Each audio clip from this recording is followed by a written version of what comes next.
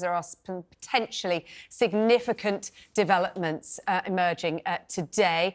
Talks in Cairo between Israel and Hamas. What can you tell us? Yes, very important that we move this forward.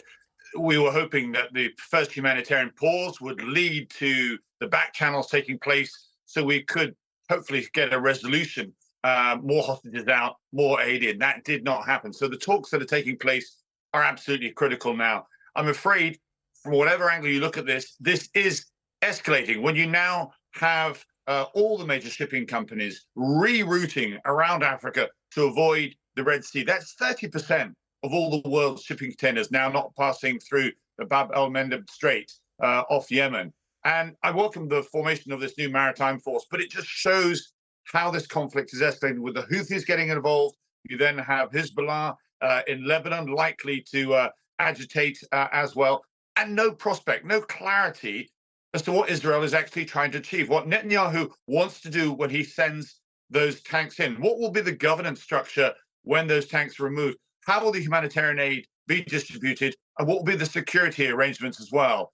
I have to say that more and more voices internationally are placing pressure on Israel because of the escalating numbers of civilians being killed.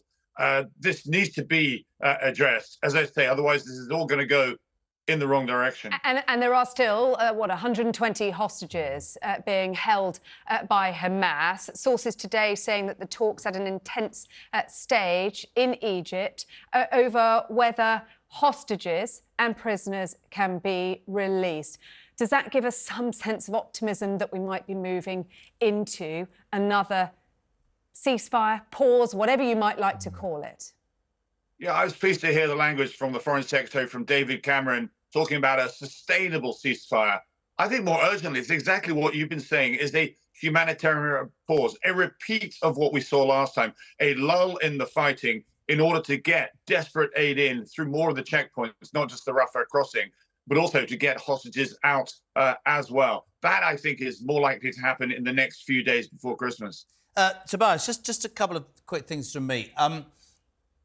I think anybody that has seen what's happening, and you talk about how this is escalated, the Houthi rebels, the Red Sea, all this sort of stuff, is wanting some sort of compromise. Can I put two things to you?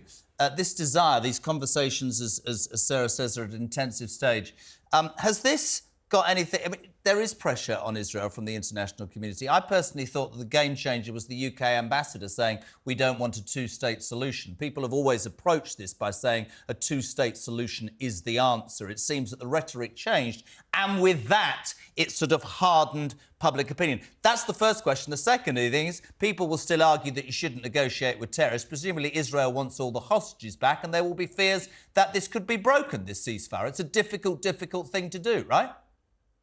Yeah, I mean, you highlight just how difficult this is, and this is going back over decades and decades and decades. And if we are to avoid this cycle of violence, then we do need to look harder at these longer-term solutions.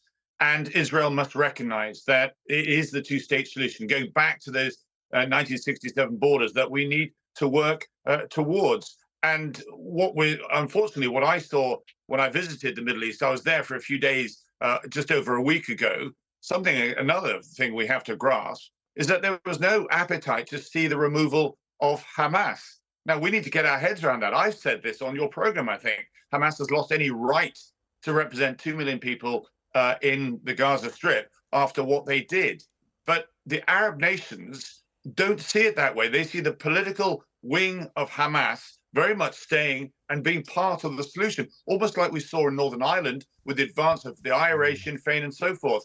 I just put that out because it just shows you how difficult this is, because Israel won't accept that. And the international community, again, will find that very, very difficult indeed. But that is what many of the Arab countries are saying.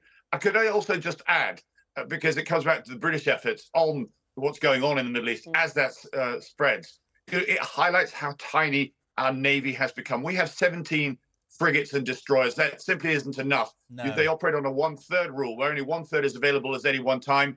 Our Navy is too small. The world's getting more angry. We really do need to invest more in our defence. Here.